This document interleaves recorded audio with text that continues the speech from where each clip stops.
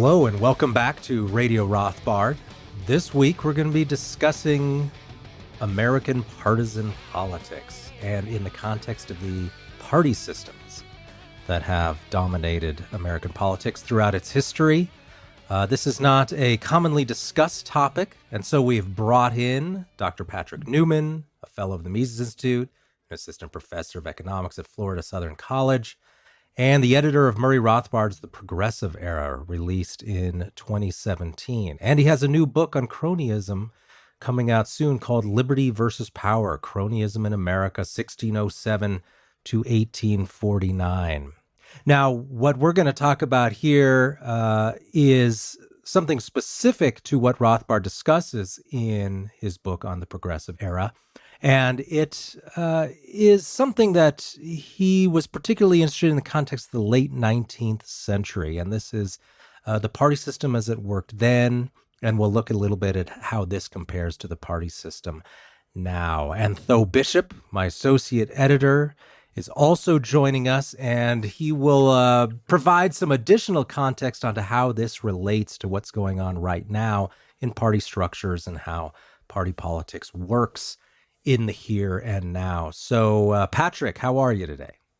I'm doing good. Thanks for having me on.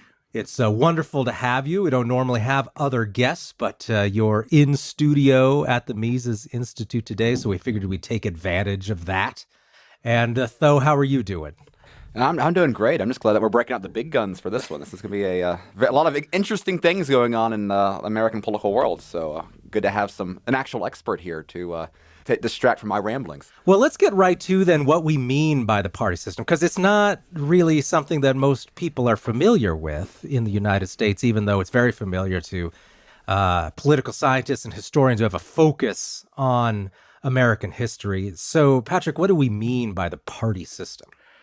Well, so you have, obviously, since the beginning of the country, you've had elections. So if you think of our first presidential election in 1788, and our most recent one in 2020, and you can break down the history of elections into these periods where what were the major parties, what were they fighting for? So what were the issues they were fighting for? How were the parties organized? How did people vote, et cetera? And you can show, the regions of the country, so who voted for whom, et cetera. And so you can basically break down these periods of elections, whether or not they're midterms or presidential elections, et cetera, into these various eras. So for example, the first party system, you think of from the beginning, really in the 1790s through the Jeffersonian era, you have the between the Republicans and the Federalists. So if you think of the Federalists were for bigger government, pro-central banking, pro-tariffs, pro-internal improvements, et cetera. Jeffersonians were for the opposite.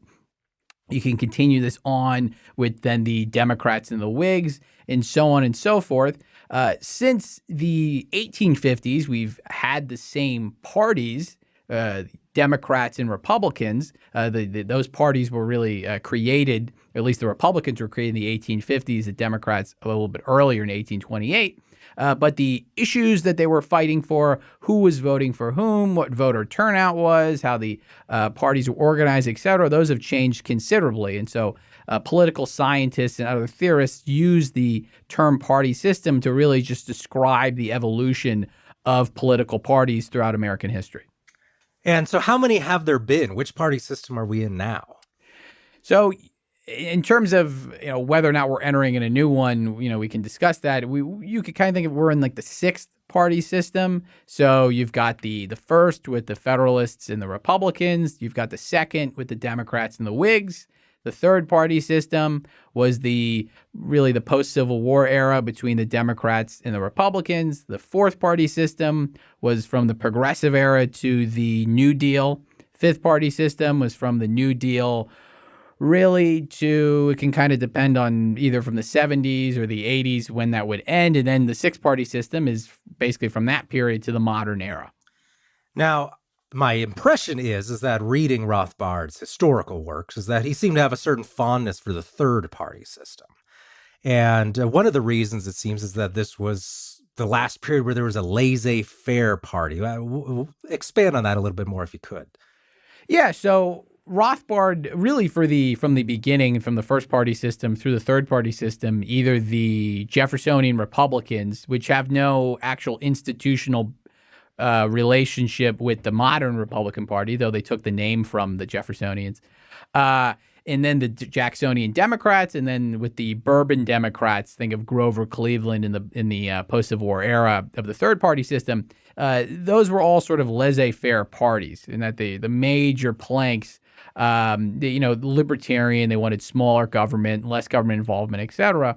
And so Rothbard was very fond of that, obviously, because this may come as a shock to some of the listeners, but he was a libertarian. He was laissez-faire, and the main thing about that third party system, which he really enjoyed, or he really liked to analyze and discuss, was there's very high voter turnout. People were very interested back then in political parties and all of that. We can go more into that. But the third party system, the last era when you had a really significant laissez-faire party, particularly the Bourbon Democrats of New York and the rest of the Northeast, so Samuel Tilden, Grover Cleveland, etc.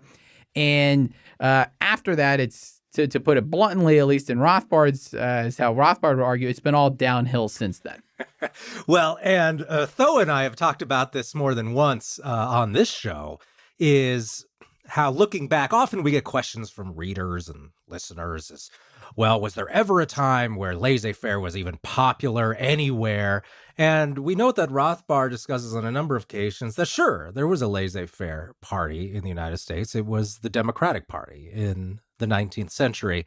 And Tho and I also have a particular fondness for a book called The Transatlantic Persuasion by, I believe, a historian named Robert Kelly, where he talks about how this just wasn't even in the United States. This was also in Canada and in Britain under Gladstone, that there was this idea of really, I guess, what we now call classical liberalism, but then just liberalism, that opposing central banks, low taxes, free trade, all of these issues were something that were actually popular among a mass audience and among a large group of voters.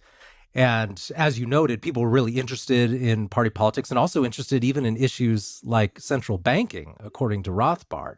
And what were some of those specific issues that these voters were apparently really animated about?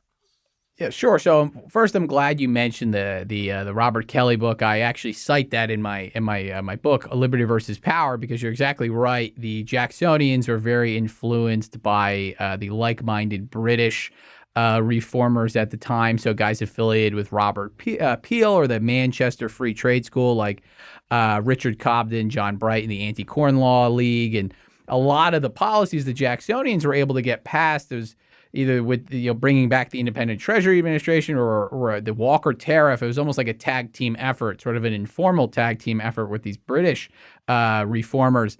And with the issues that in the third party system and the second party system, it was anti-central banking, so pro-hard money, some form of currency competition, so some rudimentary form of free banking, low tariffs, so free trade, low government spending, and other things regarding personal liberty, so not having prohibition, so being anti-temperance movement, etc. And what's fascinating about this era, because this is something that Rothbard, if you listen to interviews or when he's talking about this, he'd always be puzzled. He said, why were so many people, like you mentioned central banking, like why were people more interested in central banking back then? He's got a famous line where he says, I can't even get my own students to be interested in this stuff. And everybody and their brother's brother were publishing, pamphlets on silver, for or against silver, whatever. And back then, up into the third party system, or until the fourth party system, it was all connected to culture. So it was how you actually really got people to go out and vote or argue for an issue. I won't, for your average Joe, central banking, tariffs, government spending, government debt, it's not really going to cause people to go to the ramparts, so to speak. It's boring. It's complicated. But if you can tie that in with saying that, Yeah, the Whigs, they're trying to take away your alcohol, or they're trying to make you teach the Protestant Bible and not the Catholic Bible, or they're restricting immigration or some other sorts of, local gut level issue. That's really is what gets people animated. It's likewise on the other side. So you'd have the people who were in favor of greenbacks and inflationism. They were the people who were saying, well, just as we need the government to, restrict the consumption of alcohol, we also need the government to print money and, increase purchasing power and all of that, nonsense and et cetera. But so that was the main thing. There was all the traditional laissez-faire issues, but it was all actually reached. It was taught to the basic voter through the cultural realm, because that's what they could understand. That's what your average farmer or manufacturing worker could get, the cultural stuff. Now, this system then appears to break down in the 1890s, and the third-party system comes to an end, and then Rothbard notes a lot of what he sees as bad things that come after this. He notes that with the rise of the progressives and the fourth-party system and beyond, voter participation goes down, that central banks triumph, and that it becomes this sort of non-ideological technocracy. I don't think he uses that word, that seems to be where things moved from beyond the third-party system. And so perhaps you could compare then a little bit between what marks the third-party system as being distinct from our current system. Sure. Yeah. So really the beginning of the fourth party system, which you could argue began in 1896, this was the famous election when basically the Bourbon Democrats, so the laissez-faire Democrats, the Grover Clevelands, they lost control of the Democratic Party structure to the populists, like the William Jennings Bryan populists. So these were the much more pro-government intervention, et cetera. In this third-party system, you had a laissez-faire party, you had a statist party, you had divisions among the issues. The fourth-party system, which really continues into the fifth and the sixth, is when you think of both parties as kind of being middle of the road, similar. There's not a whole lot of serious disagreements. It's kind of trimming along the margins, or, this one candidate, they're all very similar. They're not actually advocating these massive changes. There's a low voter turnout. Cultural issues are emphasized less. So people are going to be less motivated to go to the polls, et cetera. And you just see kind of the beginning of, the actual party system matters less. It's sort of hard to describe this to the average person, but back in the day, you belonged to a political party. You belonged to a local chapter or something, and that was like your own fraternal organization. And you don't see that anymore. So basically, the difference is now that you start to see with the fourth party system continuing onward is you've got both moderate parties, no real divisions among the issues, low voter turnout, just kind of generally low energy, and so on. So that's kind of the beginning of the modern politics, where a lot of stuff is accomplished through bureaucracies. Even politicians don't vote on that. Big move to take various things out of politics. It's the rise of the administrative state, as they would lovingly refer to it as the fourth branch of government, and so on and so forth. So basically all the things that we don't like. Well, I've mentioned it here also before. There's a book I like called The Virgin Vote by a guy named John Grinspan, and it covers a little bit of what you just mentioned there, right? Is that your political party affiliation was an integral part of your daily life, right? There were nighttime torchlit processions, there were barbecues, and then the party would dole out jobs and provide essentially the welfare state, separate from the central administrative state. So you had real allegiance to these people who might even be providing you with your daily sustenance. So just something completely different from how we view things now. And looking at the current system, it seems that the Trump people are providing quite a departure from what we got used to in the late 20th century, right? There was this general consensus about all the things you just noted, right? Culture is not emphasized. There's a sort of a consensus over the proper role of the state, and yes, we have disagreements over the personalities of the candidates and so on, but our actual real attachment to a candidate or a party is fairly weak. Now, my personal opinion is that Trump doesn't, in terms of policy, doesn't actually provide a huge departure from what's going on. But in terms of the attachment of voters, it seems to be really significant. And so the question is does this signify something new, or is this just something that is related to the Trump phenomenon and there's no real danger of the current party system morphing into anything different? Well, yeah, so that's a great point, because especially when you talk about this now, a lot of people would say, well, over the past 6 years, it's certainly more of on the cultural level, people are, fanatically attached to various candidates, or you think of at least someone before like Obama, then Trump, and, especially with Trump, you have really people who are, really motivated, kind of a grassroots level organization, et cetera. And yeah, it's certainly, I think he's our first, third party candidate in a sense. He kind of took over the Republican Party, and it'll be interesting to see what happens in the coming years regarding the Republican Party, regarding what Trump wants to do, et cetera. You definitely did see a difference. And unfortunately, didn't really translate. There were some significant things I think he did, in terms of the policy realm, or at least with your average voter. But I think that was a large part of just people's utter dissatisfaction with how politics were being conducted with the election of 2012 and the years after. And so that was, I think, the beginning of some sort of realignment or new party system. But where that leads to now, I'm not sure. I don't have my crystal ball with me now. I left it in my office. But yeah, I think it was the beginning of something different. I'm just interested to see what will happen with it.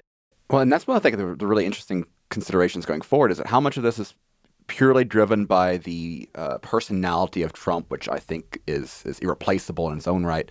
But I think one of the interesting things that's being touched on a lot during this episode is when we look back at that third party era, that daily the ritual, the cultural aspect of politics. I think we were already seeing that before Trump, because you think about it in an age of social media, you have now average people that are now playing the role, to a certain extent, of the newspaper editors back in the day that were highly partisan, by sharing links to their friends or promoting Twitter accounts that may be beyond the realms of acceptable political opinion by the New York Times and whatever. Every day you have a lot of people that engage with politics in a way that I don't think was necessarily the case back in the day. And Trump definitely, I think, put fuel on the fire with the theatricality of his style and a lot of his things that kind of connected with non-orthodox political people. But again, when you have this daily engagement with politics, I think that fuels the further polarization. There's also Noam Chomsky and things like that about the manufactured consent, right? There's one of the big talking points of 20th century politics. Well, again, in an age of social media and of information decentralization, you can't have that manufactured consent the way you had. And so I think that it's those fundamentals. Trump has escalated it, but I think those fundamentals are there, and those aren't going away unless you have massive tech censorship as massive escalation that we've seen in recent years. But though, how do you think that translates into policy at some point? I mean, on central banking, right? This is the first populist movement I've seen where they're perfectly fine with the central bank ripping them off with massive inflation. In fact, they wanted more of it. So how do you, this is one of I think the most interesting points that Patrick made, and I haven't even thought about it before, was this idea of taking all of these nuts and bolts type policies and attaching them to a sort of a cultural context. So can that be done? Well, I don't think that necessarily that the average Trump voter really cared, was pro-negative interest rates from the Fed or cared about the substance of Trump tweets. I think the dynamic there on the Fed was, hey, Trump is complaining about these people, so therefore they're bad, and so because we side with Trump. Well, you take Trump out of the way of that conversation, I think what you're actually going to see within the realm of the Great Reset, we are hitting onto a lot of, let's just call them kind of Alex Jones style narratives in politics, right? And I think that fuels the larger distrust of institutions. And now that the Fed is a Biden Fed rather than Trump sparring with another level of government because, he's not getting his way. I think that you're going to see that rising distrust with the Fed return. But ultimately, though, if political thought in America was really pushed forward and advanced by people active within the party system itself, including not just politicians themselves, but various partisan newspaper outlets and things like that. William Leggett, great Jacksonian era guy, and himself. So I think a lot of it is going to be, who is the best able to capture this right-wing populist wave post-Trump era. And I think that's where a lot of the interesting engagement lies. And again, I think there's a lot of very interesting narratives that a Ron Paul sort of message looks. I think Ron Paul's message is more mainstream in the Republican Party today than it was in 2012. That's not to say it's the majority message, but I think it's more accepted now than it was before. And so the question is, how do we, as people that want to promote these laissez-faire American Jeffersonian values, right? How do we take advantage of this opportunity? Well, that brings me to a related issue, and I think, Patrick, you can answer this question best, is one of the things that seems to have happened is the Trump people and Trump himself appears to have made something of an enemy and to really posit the administrative state as the bad guys. Whereas throughout most of the 20th century, I think this was regarded as just sort of a neutral, these people who ran the state agencies, who ran the FBI and so on. These were neutral people who were experts and they just wanted to do what was good for the country. And it made me, and the fact that now Trump hated them and that his followers now hate these people and do not trust them, made me think of Trump's critique of civil service reform, which seems like a really dry topic, but Rothbard was opposed to that. Why? Could you explain a little bit about why he opposed civil service reform and maybe kind of what the implications are of that? Sure. Yeah. So the civil service reform, and this is something that came really straight from the Jacksonian era, because before the idea, so it really came from the anti-federalist, we go way back, right? Advocated what was known as rotation in office and term limits. So it's the idea that, someone should participate in their civic duty a little bit in the government, but when you're there too long, you create an entrenched bureaucracy. It increases the potential for you to be corrupted, et cetera. So if you've got a politician who's a senator for, 3 decades, he's going to be able to build a lot of, connections and do insider deals and all that stuff. And even with your middling level bureaucrat and so on. But then that was described as the spoils system, where, it comes from this famous saying, to the victors belong the spoils. By this guy named William Marcy, who was a Democratic governor of New York.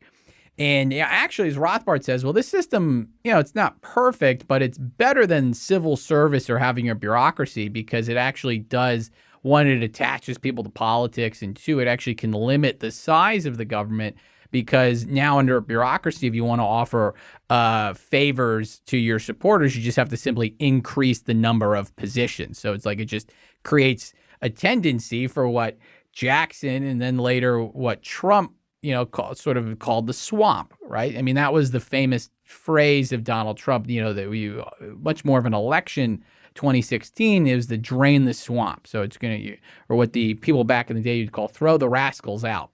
And that was something Trump brought back. And you do see this where it's a distrust in the actual government officials and the administration.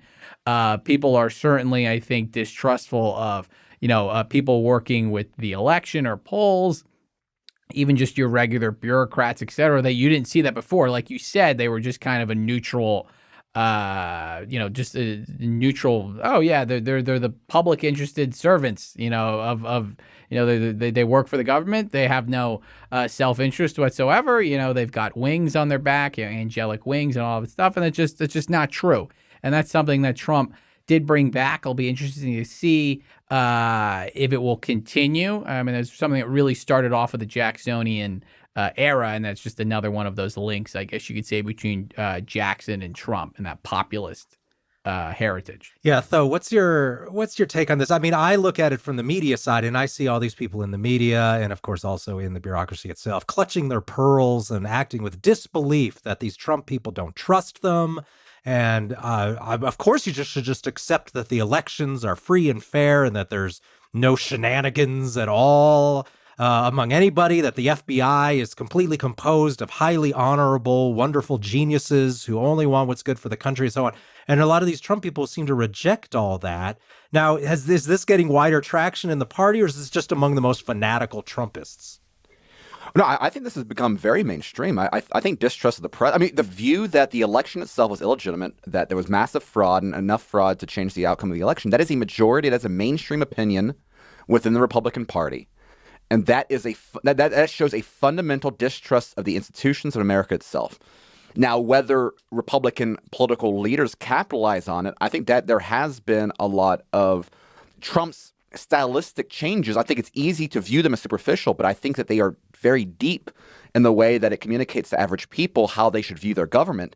And I think what's been interesting is that, I think the Kavanaugh hearing, for example, again, when you had Democrats, not only promote the first lady that came out, but running in Senate hearings, the obviously absurd claims that were coming out with Michael Avenatti and these sort of people, the response from Republicans was, when you had Lindsey Graham go far deeper in attacking Democrats than he ever has been before, I think that there was some kind of a red pilling amongst some aspects of kind of mainstream Republicans on just seeing the breakdown again of these political norms and the way that they handle that Kavanaugh situation. And I think that you're going to see it. Now, what's interesting is how much does it stick after Trump? Well, if you were to look at that, I think the state of Florida is the most interesting example of modern Republican governance out there, because now you have Ron DeSantis, who is a pure Trump product in many ways. He was in Congress before Trump, but he became governor. He became executive of a very powerful state purely because of 3 Trump tweets, and where he had no other standing within the state really outside of his congressional district. And now he's going on the attack against CNN, calling out fake news. Rightfully so, too. The news, the treatment of DeSantis relative to other governors is particularly bad, and I think it has a lot to do with them seeing him as a potentially very strong 2024 candidate. And so I think what DeSantis shows is that there might be genuinely a rise of post-Trump Republican leadership that takes a lot of that Trump style and adds more governing substance than I think Trump himself ever had interest in. And the good thing, if you're looking for silver linings out there, because I think definitely there's something to be said about breakdowns of institutions and faith and demagogues and the way that can turn towards more of that William Jennings Bryan style of populism, the big government style of populism.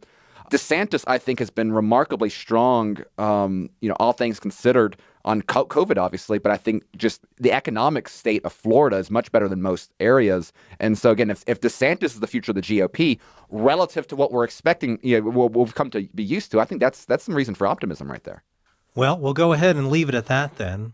I'm glad that Patrick was able to join us, add some of this historical context, because I think that when we get a sense of what happened in the 19th century and just how different the 20th century was in the late 20th century, especially people who are my age or older, who really grew up in this period of the consensus and accepting the administrative state as these neutral, educated arbiters of everything, and that we shouldn't doubt our betters in this respect. Nobody bought that, it seems, in 1884.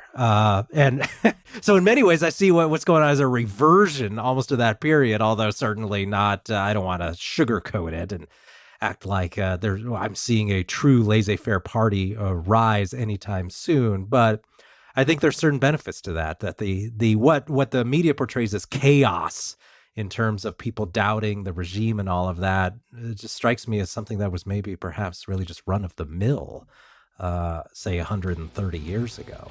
And so I think it's helpful to keep all those things in mind. Patrick, thank you for joining us today. Thanks. And Tho, good to talk to you as always. And we'll talk to you next week on the next edition of Radio Rothbard. Have a wonderful day.